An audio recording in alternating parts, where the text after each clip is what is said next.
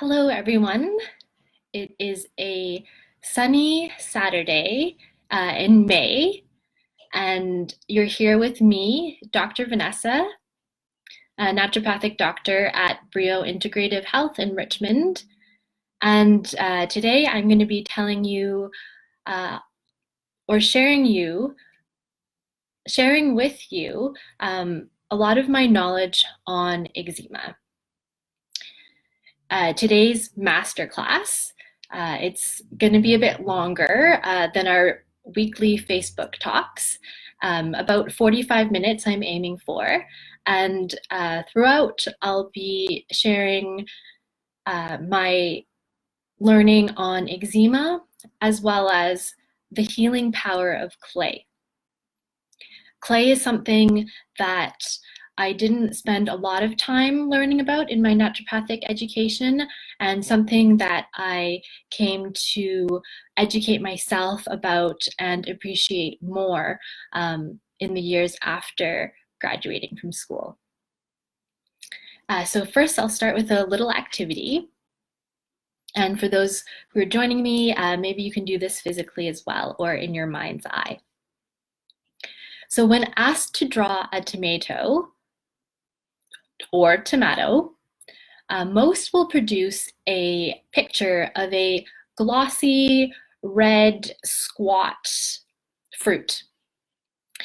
And if we repeated this exercise for eczema or eczema, I imagine many of you would either draw a red, scaly red patch or patches, or simply someone scratching.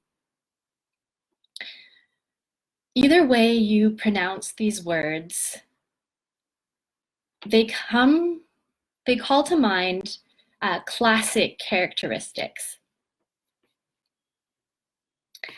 I originally called this talk Everything Eczema because over the years, from my personal experiences, I've developed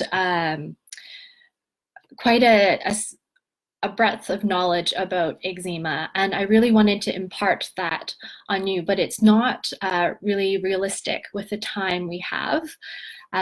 So this summer, I'll mention, we're planning to launch the eczema program at Brio, where we'll really have the time to educate patients on our unique approach and equip individuals and families with strategies to manage any flare-ups if they continue to be bothersome. The plan for today is to give a brief overview of the condition, discuss a few possible triggers, some that you may or may not have considered already, and travel back in time to see how old school naturopathic physicians, known as nature cure practitioners, treated things like eczema. So now going back to the tomato example at the start. We actually know and enjoy many different kinds of tomatoes, from small cherry and grape tomatoes to larger, more utilitarian field and Roma tomatoes, and then there's heirloom tomatoes. That's a really broad category. Well, the same goes for eczema. There's contact dermatitis, dyshidrotic eczema, also known as pompflox, nummular eczema, seborrheic dermatitis. You may know that as cradle cap or even common dandruff instead, stasis dermatitis, and so on and so forth. But by far, the most common type is atopic dermatitis. Now, throughout the talk, I'll be using the terms eczema, dermatitis, and atopic dermatitis interchangeably. When most people talk about eczema, it's in fact atopic dermatitis, which is a chronic form, a chronic recurring form that waxes and wanes.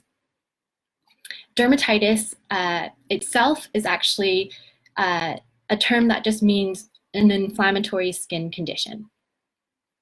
There's a Latin mnemonic that helps us remember the 4 cardinal signs of inflammation. And those are rubor, redness, calor, heat, tumor, which is swelling, and finally rubor. Or nope, I said that one already. Calor, tumor, dolor, and sorry, guys, I've lost track. Okay, we'll start again. 4 cardinal signs of inflammation: rubor, redness, calor, heat, tumor, swelling, dolor, pain. There, I did it. And all of those things appear in eczema because it's an inflammatory skin condition.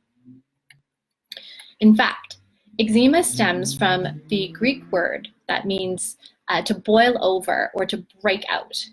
The skin becomes red and swollen and sore. Those inflammatory signs, right?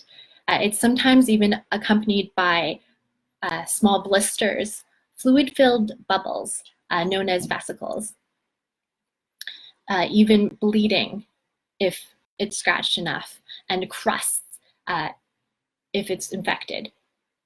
And these things happen as a result of direct irritation or even an allergic reaction to the irritant.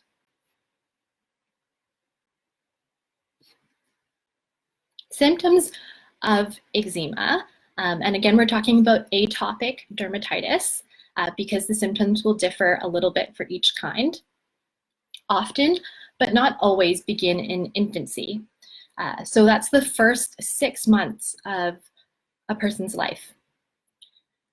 While many cases resolve by the end of elementary school, and I do have some stats here. So the National Eczema Society in the US, and their website is nationaleczema.org, it's a great resource, has noted that there's been an increase in cases of eczema over the last few decades. About 1 in 5 kids, so that's 20% of kids, have eczema.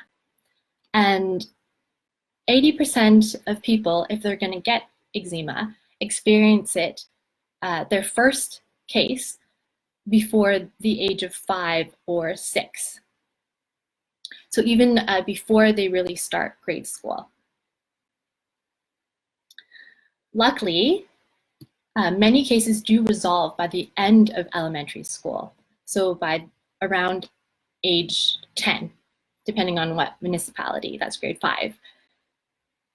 It affects just 12 to 15% of school-aged kids. So that's down from 20.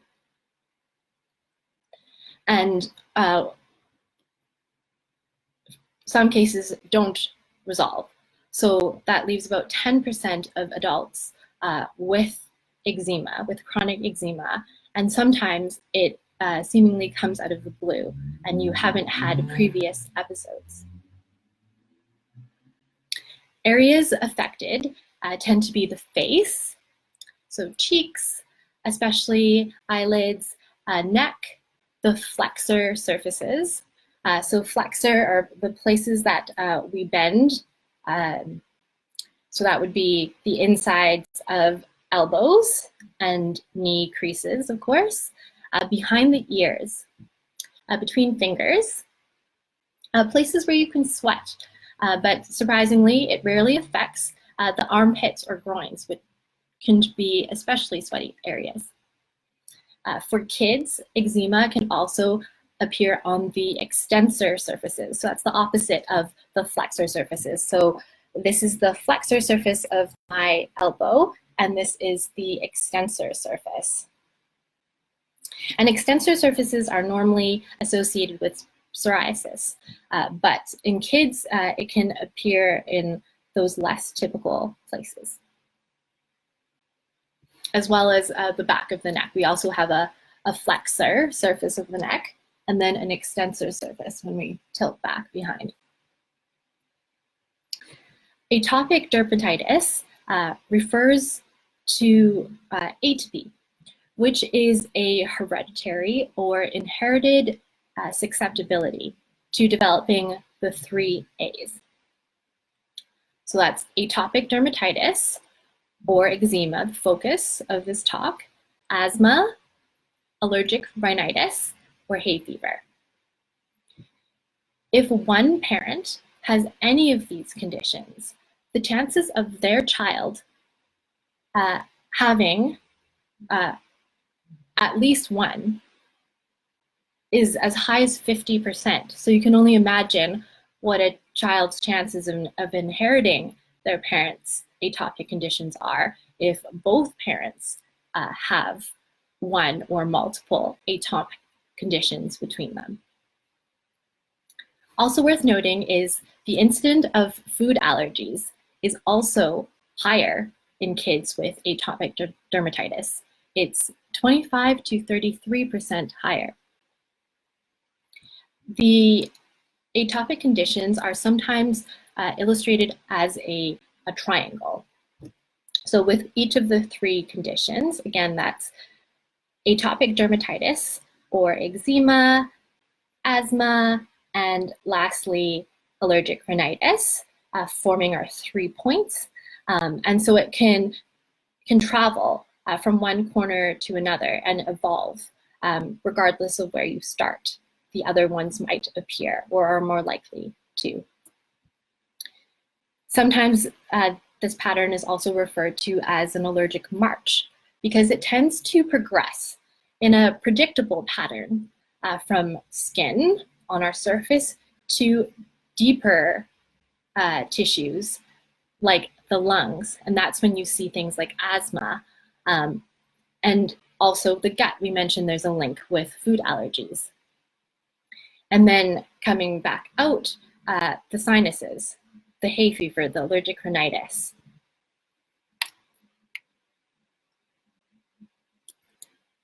Also interesting is the traditional Chinese medicine, the TCM view of the immune system. And that's formed by the lungs and the skin. Those are, and the large intestine. Those are the 2 things, the 2 main yin and yang organs, so the lung and the large intestine, that contribute to our immune function.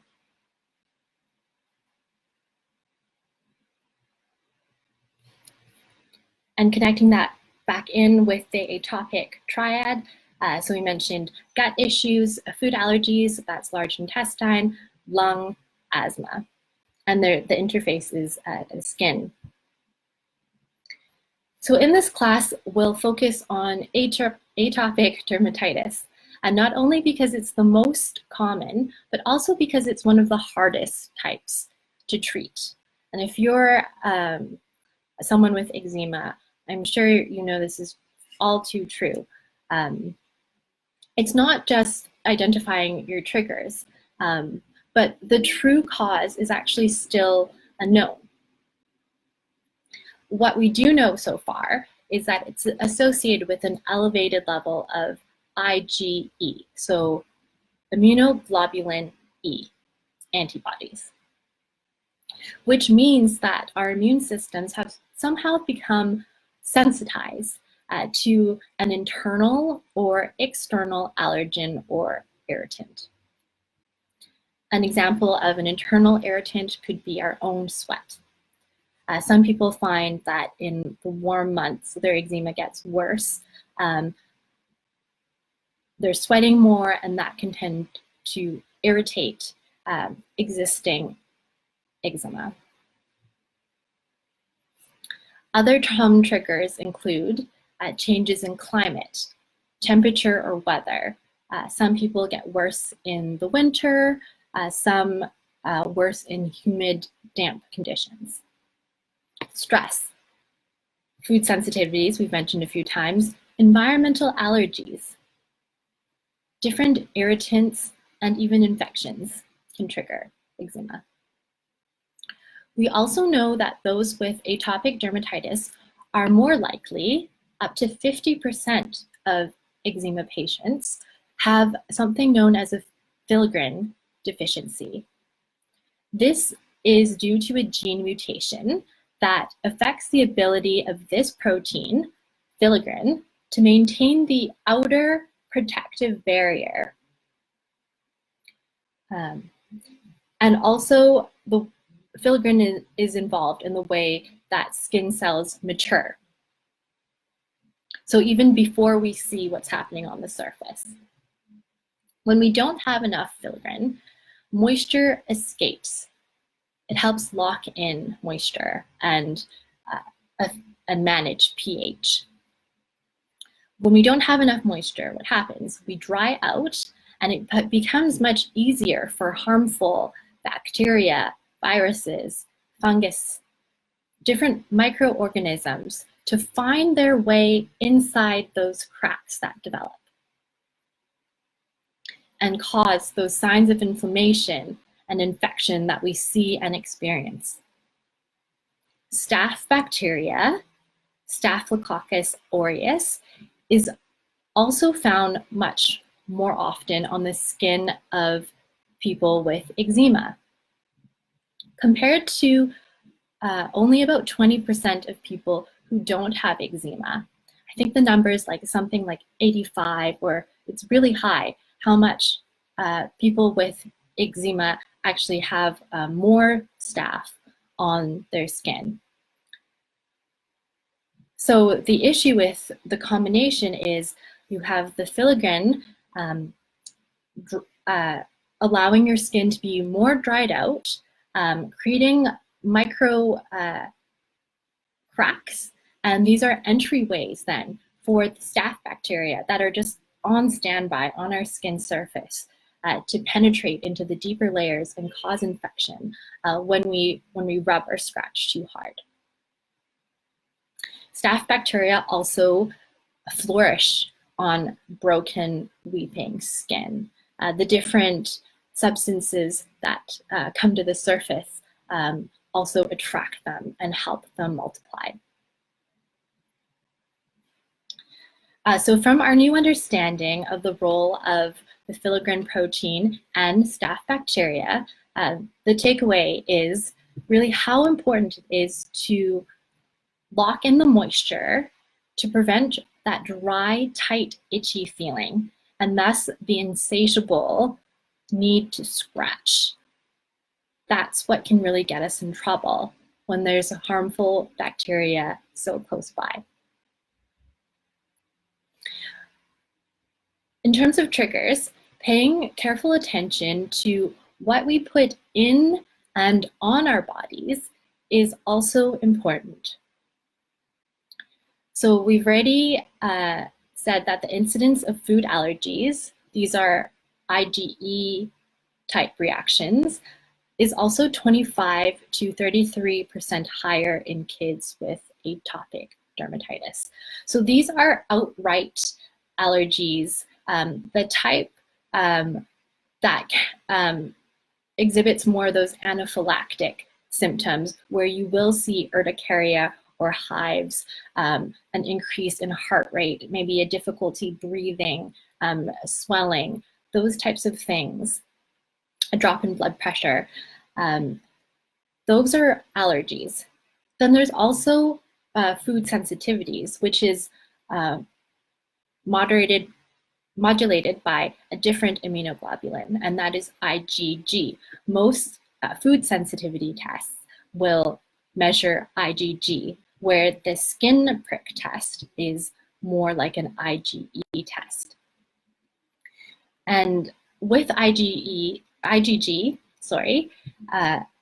delayed food sensitivities, as the term suggests, the delay in your body reacting after exposure can be significant, which makes it a lot harder to pinpoint.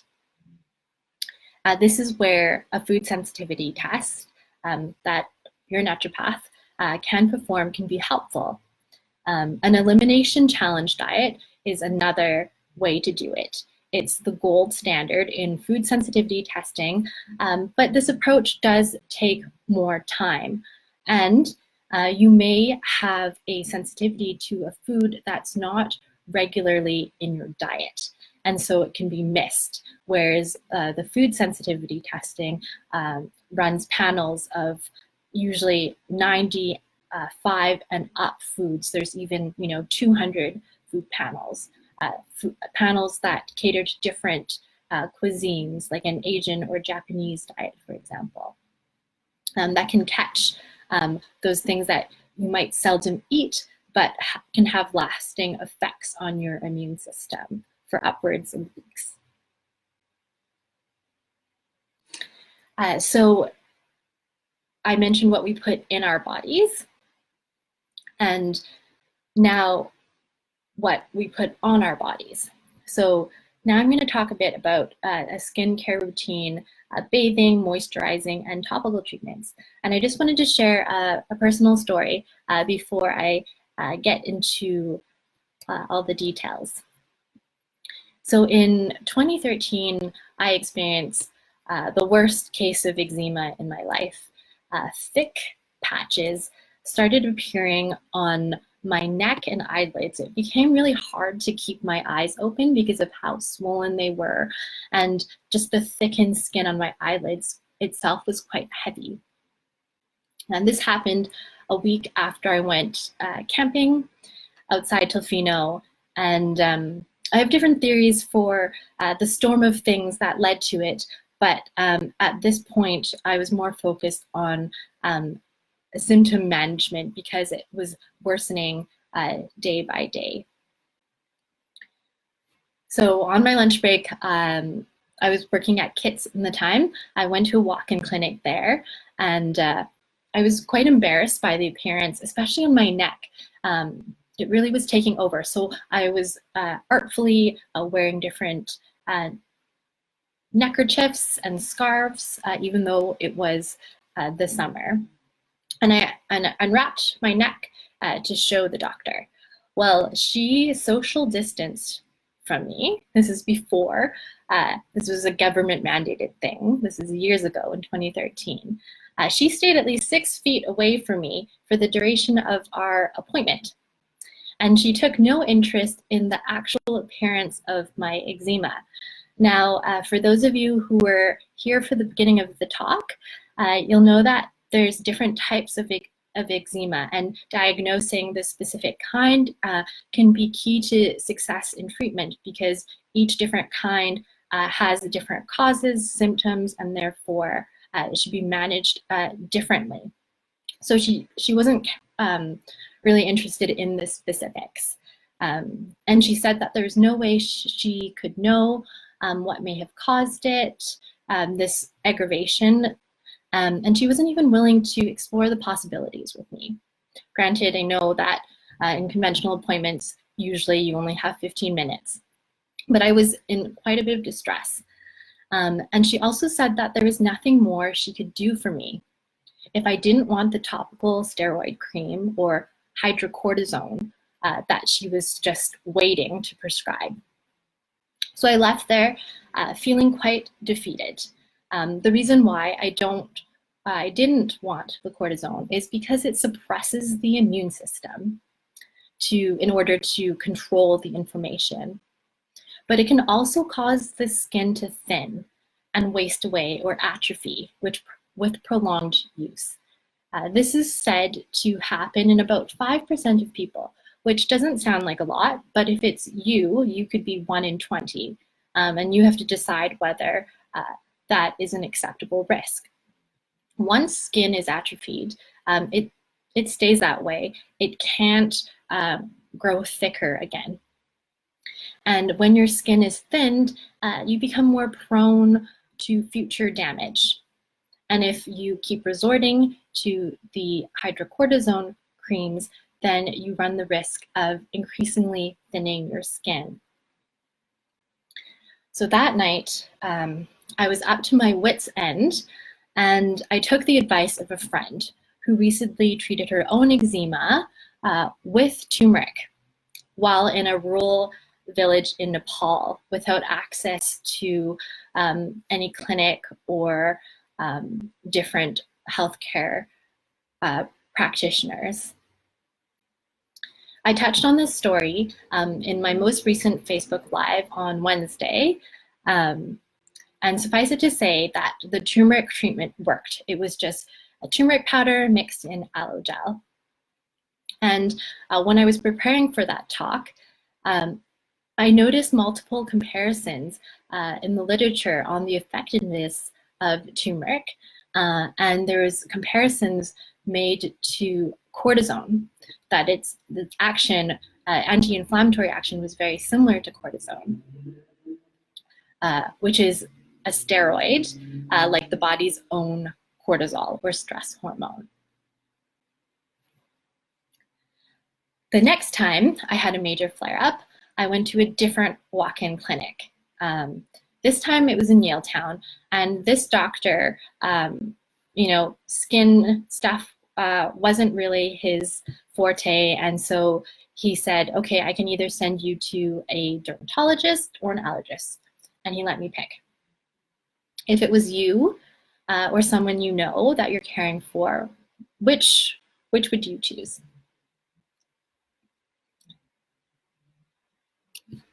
The answer is go see your naturopathic doctor.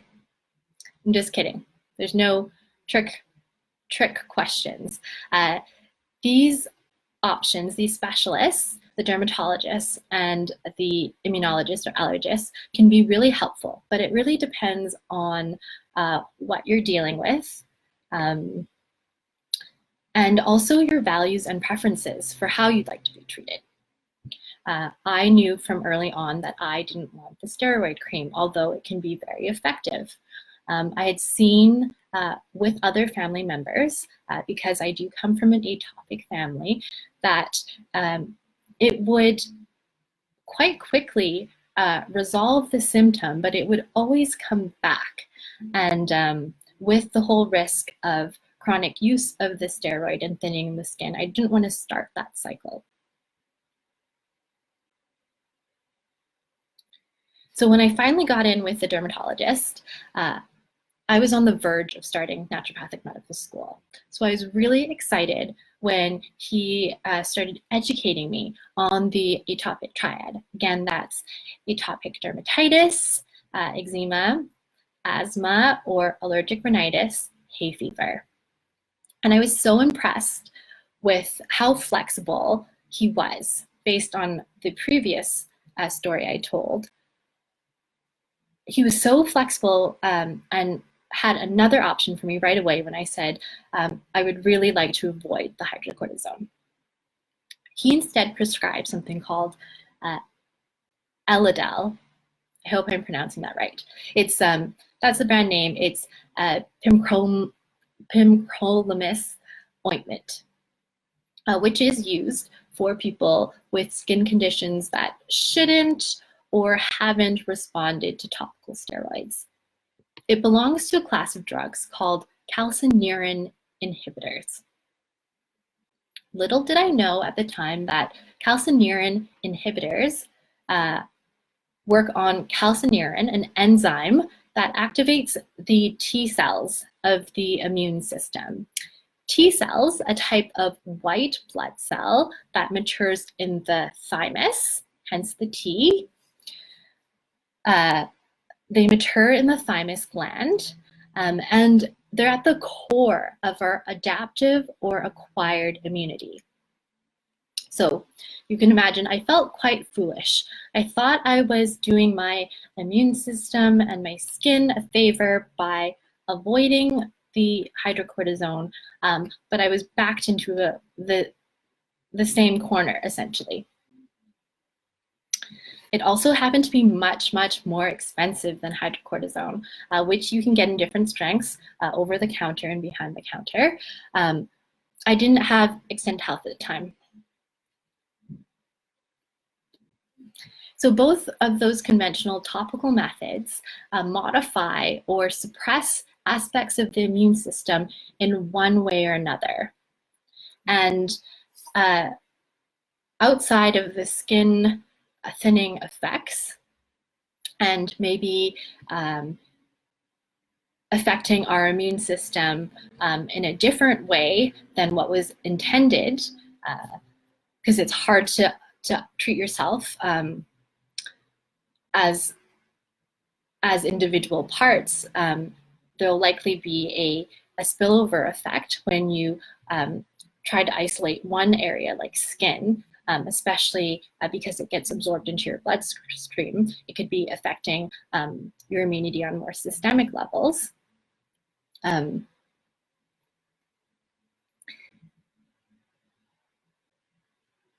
So where I was going with this was that both those ointments affect the immune system, and that is a part of the vital force. The vital force is so essential to pay attention to in naturopathic medicine.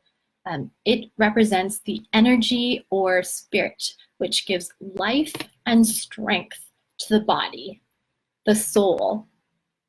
In other cultures, it may be referred to as chi, prana, and others. One of the key naturopathic principles is vis medicatrix naturae, and this means the healing power of nature. So traditional naturopathic doctors or nature cure doctors believed that the cure to all disease was actually cultivating and strengthening this vis or vital force. And it was through suppression of the vital force that got in the way, that was an obstacle to cure. So how they treated this natural vital force was actually using elements of nature itself. I'm going to do a little focus now on a guy named Emanuel Felke. So he was a nature cure doctor of Germany, and he's actually trained formally as a minister, I believe. So he invented something called the loam bath or loam compress. And what loam is it's soil that's an equal part of sand, silt, and clay. Felke believed in a concept known as earth magnetism. So what this is the sum of earth forces are said to influence the organic products of nature. So we're an organic product of nature. And with this magnetic interchange, when our bodies make contact with earth elements, it draws out the diseased matter from the body and it replaces it with healthy matter in return. So we need to get in contact with nature to have a full cure to our natural problem. And why he chose earth, because other nature cure doctors before him were using things like hydrotherapy, which is water, light, including a UV from the sun, air treatments, these types of things. And diet, of course. He was the first one to really focus on earth or dirt, clay, loam, those types of things. He thought earth is the element that people are closest to. And it's said when we die, we return to the earth. So it makes sense that the earth can also give life. If you were to go to one of Felke's sanatoriums or treatment centers at the time, you would actually have to be digging your own bath. It would actually be just in the ground and mash up your loam bath. And the loam bath was a half bath. So you're sitting and it's only coming up to about your belly button.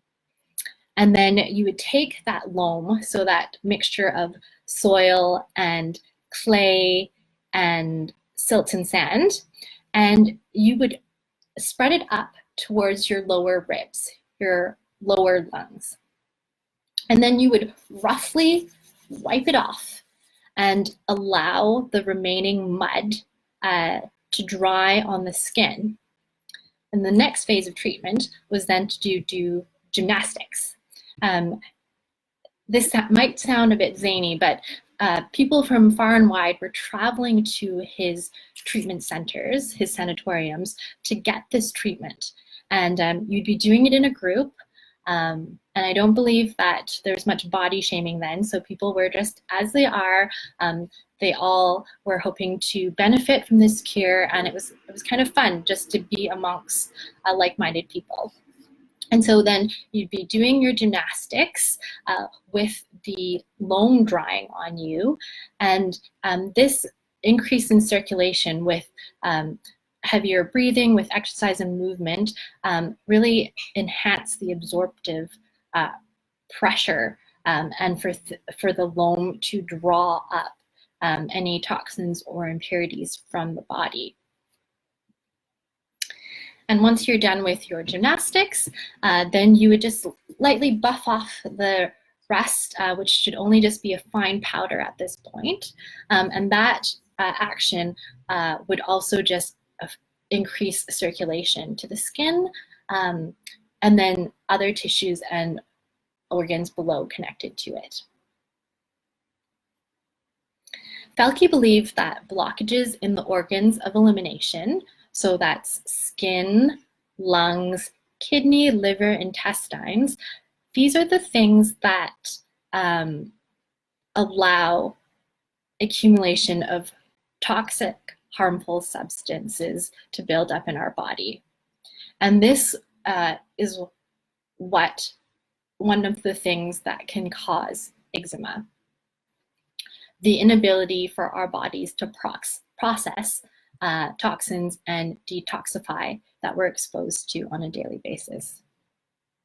He also believed that the cause of disease, not specifically eczema, was faulty nutrition, poisonous drugs, whatever pharmaceuticals were available at the time, or even just natural toxins that we accidentally ingest. Unhygienic living conditions, bad habits, and hereditary taints. So we do know that there is a genetic component to eczema with atopy and also the filaggrin deficiency. Blood was really important, blood in circulation, because blood nourishes our whole body. And blood can either carry healthy or diseased substances to places far and wide. So we really want to focus on the quality of blood to be able to keep it clean through regular detoxification. So that was Felke's method. And I don't even know where you would get loam now. You would have to go to one of these nature cure centers in Europe. I was able to find some peat foments, these peat prepackaged packages that you can use like such. I've had them for a while and I'm a bit nervous about how messy this is going to get. So I haven't used them yet, but I'll report when I do. But what I've actually been able to take away from Felke's earth methods is the application of clay. Clay is finely grained, broken down rock or mineral soil matter, and it often has traces of quartz and various different metal oxides and organic plant matter usually. So I have with me two different clays today that I'm going to talk about. And one is Kaolin Clay, and the other one is Bentonite Clay. You can get clays online easily. They're inexpensive. They're available in ample amounts, so you don't have to worry about depleting the Earth's resources or anything. And just some local places where you might get them is, I got this from the soap dispensary in Vancouver on Main Street. I used to work there, I'll disclose that, no longer affiliated. This one comes from a company called Harmonic Arts. They also do mail order and can be found in stores. They're based out of Courtenay, BC. So we have kaolin and bentonite clays. And I'll just tell you a little bit of the differences between the two. So even with something as basic as clay, there can be some subtleties that help you select which one is most appropriate for the skin condition or skin type that you have. So kaolin clay is white. It's often used as a cosmetic clay because it's a neutral color. It's high in silica as well as aluminum oxide, calcium, magnesium, and zinc. So different minerals with healing properties. It originally came from Kaolin Hill in China. So that's where the name was inspired from. It's very mild and has a fine texture. It's the least drying of all the clays. So this one could be good for eczema because if you already have dry skin, you don't want to further strip the moisture. It's just light and simple, and I'll try to show you a scoop here. So that's kaolin clay. And I'm using a plastic utensil. Whenever you're working with clays, you should avoid scooping or putting it into metal because of the mechanism in which it pulls toxins or impurities. If you're using metal, due to the charges, it will actually bind to the different metal ions and then become inactive. So to make sure that your clay is as effective as possible, always use ceramic or glass or plastic when scooping. Okay, so it's light and simple, and it doesn't draw oils from the skin. It's got a satiny, luxurious texture, one could say, and it helps balance secretions on the skin surfaces. This one is recommended for dry, sensitive, irritated skin types. And then there's bentonite clay. It's a combination of the mineral montmorillonite. This is a place in France, where the montmorillonite is named after, and a volcanic ash. This one is really soft and mucilaginous, soft and gooey.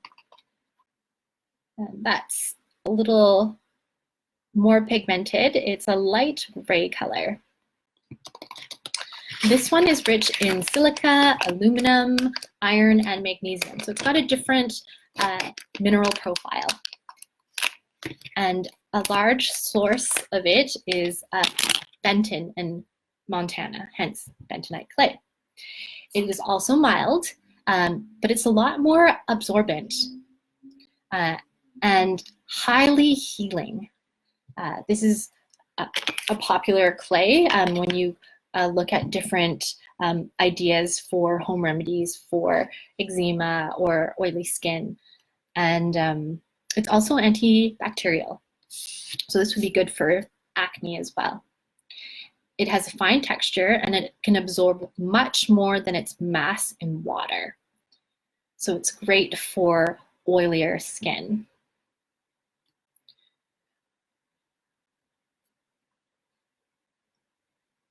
So from ancient times, humans have used clays, both externally and internally, to maintain health and treat disease. Usually clay is mixed with a little water to make a paste, or approximately a teaspoon is used in a big glass of water and taken internally. It may sound crazy to be ingesting clay, but it's been shown through historic use to be quite safe and has comparable action to charcoal, which is used when people accidentally consume poisons or toxins to pump the stomach. The clay can be used as a gastric lavage.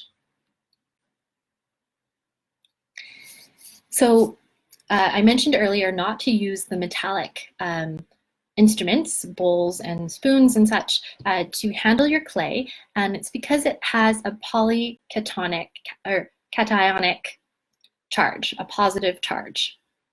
That allows it to draw negatively charged ions. Things like herbicides and pesticides are often negatively charged and tend to bioaccumulate in our bodies. They're also known as persistent organic pollutants because our bodies don't have great ways of eliminating them because they're not naturally occurring. So we don't have the processes and tools to break them down.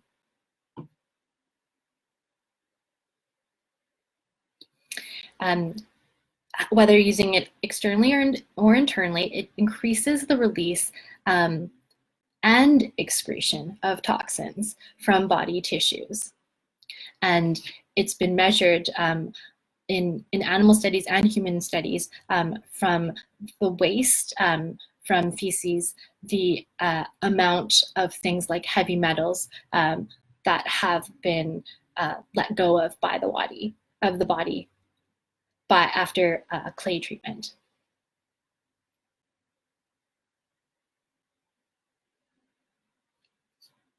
And an important point is also that clay, it works intelligently. So it doesn't just indiscriminately bind to things, taking away important minerals as well, but it's and vitamins, but it really binds selectively for the things that don't belong in our body.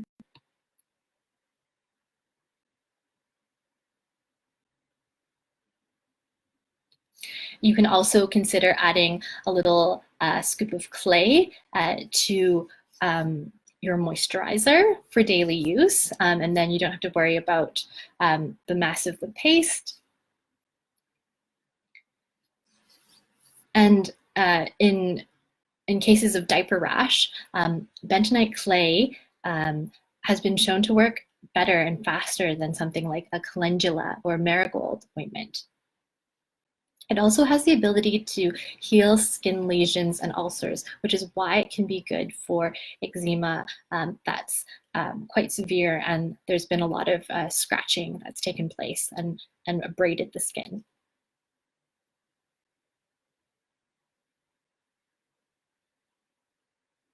So I'm just looking at the time now, and I think I'll wrap it up there. If you have any questions for me, you can ask them now, and I'm just going to do a quick summary, just scanning to make sure there's nothing I forgot that was really important. Oh yes, I do want to mention this before I go. With using clay, the example that I used with Falky is that he did apply it and let it dry and buff it off. But usually, especially on the face or more sensitive areas of skin, like where you have eczema lesions with broken skin, it's important to keep it damp. When it dries out, it can actually overdraw and strip your skin, especially if you're using something like the bentonite clay that can be highly absorbent and that it can take away too much moisture. So a good time to take off the clay is when you start noticing a slight color change. It'll become a bit lighter as it dries.